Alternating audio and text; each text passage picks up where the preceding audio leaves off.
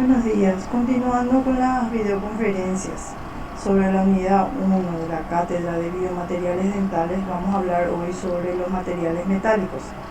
Hablamos ya de los materiales orgánicos, ahora vamos a hablar de los materiales metálicos. Los materiales metálicos, para empezar a hablar de los materiales metálicos es importante hablar de lo que es la metalurgia. La metalurgia es el arte y la ciencia que se ocupa de las preparaciones y aplicaciones de los materiales metálicos. La metalurgia se puede clasificar en metalurgia química, metalurgia física y metalurgia mecánica. La metalurgia química es aquella que se obtiene a partir de los productos encontrados en la naturaleza. La metalurgia física es aquella que se ocupa del estudio de la naturaleza, su estructura y propiedades de los materiales metálicos, así como también de los mecanismos que se pueden utilizar para variar esas propiedades. Dentro de la metalurgia física incluye la metalografía, que se refiere al ensayo de las propiedades y de los tratamientos térmicos. La metalografía es una parte de la metalurgia física que se dedica al estudio de los metales con ayuda de microscopios, difracción de rayos X y otras técnicas metalográficas. Por otro lado, la metalurgia mecánica es aquella que se encarga se refiere a todos aquellos métodos por los cuales se pueden dar forma a los metales. La metalurgia mecánica se puede realizar esta metalurgia mecánica de forma colada, forjada y por medio de la soldadura. La forma colada consiste en colocar el material líquido para que después eso se solidifique dentro de un molde. ¿Cómo es la colada? Entonces, en la colada nosotros necesitamos un molde. Dentro de ese molde nosotros colocamos el metal líquido y luego se solidifica dentro de ese molde.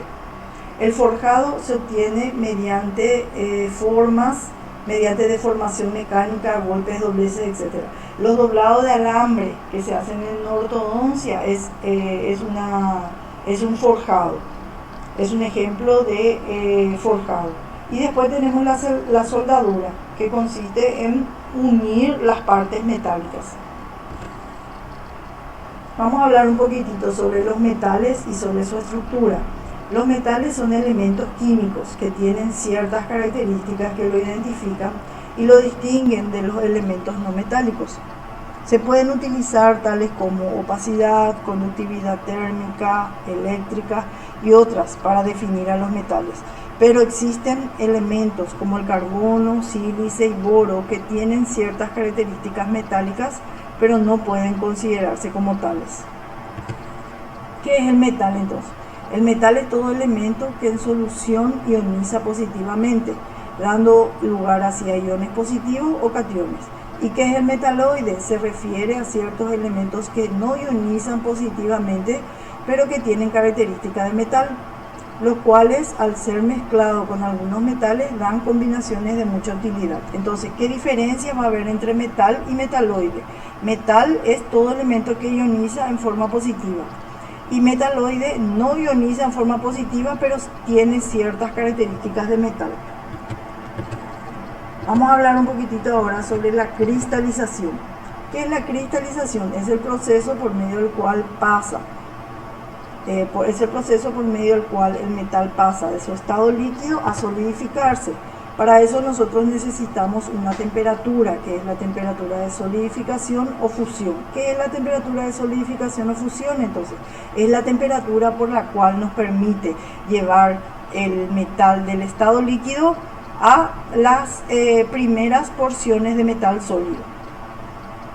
Las primeras porciones de metal sólido es como que se aglomeran, se solidifican y se unen y forman un núcleo que se llama un núcleo de cristalización.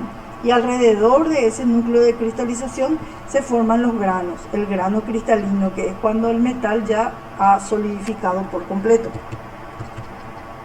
Vamos a hablar un poquitito sobre las estructuras cristalinas. Por un lado tenemos que tener en cuenta ciertos conceptos.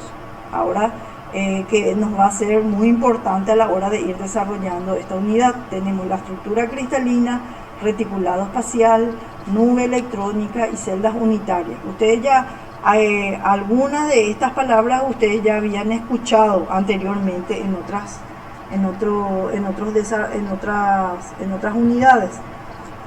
¿Qué es la estructura cristalina? Nosotros sabemos que los metales son elementos que están en estado sólido. Bueno, cuando estos metales están en estado sólido, es lo que forman cristales. A eso se lo llama estructura cristalina.